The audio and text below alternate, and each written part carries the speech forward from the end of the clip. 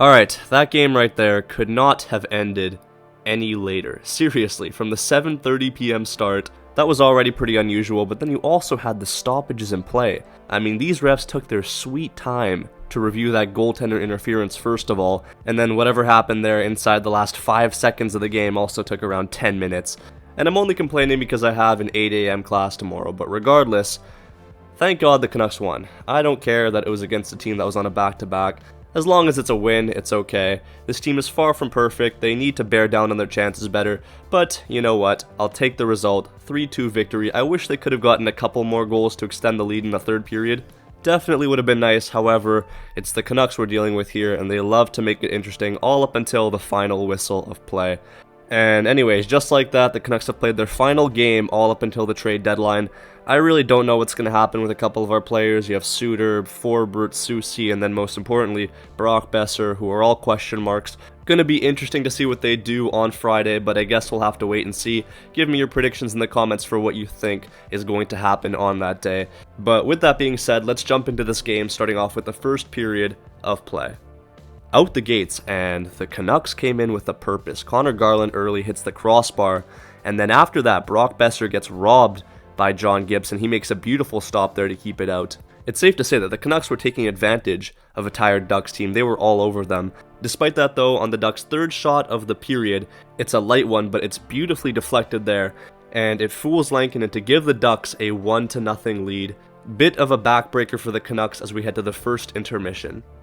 In the second though, it's the Canucks on a power play. Phil Hronek with a beautiful pass over to Brock Boeser, who finds Jake DeBrusk streaking on goal. He gets the pass and then feathers a very nice finesse shot on Gibson and ties the game up at 1 apiece.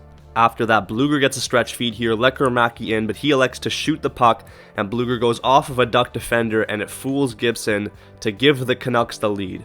Later, it's the Canucks again. Kiefer Sherwood pushed into the net here by Trouba. Canucks take advantage of a scramble in front, and it's Carson Soucy of all people who gets the goal on Dostal. Dostal replaced Gibson because he got hurt moments before that. Ducks make a foolish play to challenge for goaltender interference. I guess I get it since he was in the crease, but come on now, this was so obviously Trouba's fault. I knew this was going to stand a goal, and it did. 3-1 heading into the second intermission. Anyways, in the third, Joshua is robbed here by Dostal, and then the Ducks come back and make it interesting, getting on the board to cut the Canucks lead down to 3-2, and in the final seconds of this game, there's a scrum, and Trevor Zegras, who's been asking for a fight all game, picks the smallest player on the Canucks, Connor Garland, and they go at it.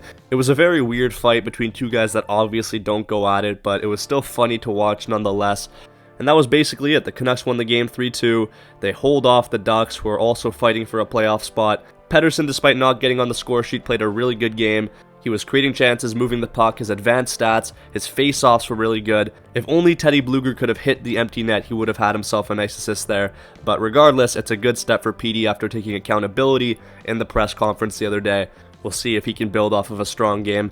And now for the trade deadline. Honestly, it's going to be a toss-up. It's weird because usually I can kind of gauge what the Canucks are going to do ahead of the trade deadline. This year, I have no clue. I don't exactly know what I want them to do either. All I'm going to say is, just don't do anything stupid. You have some serious choices to make. Please make the right decisions. I guess we'll see on Friday. That's all from me in this video. Thank you all so much for watching. Make sure you like and subscribe if you're new. Become a channel member as well with the join button in the description down below.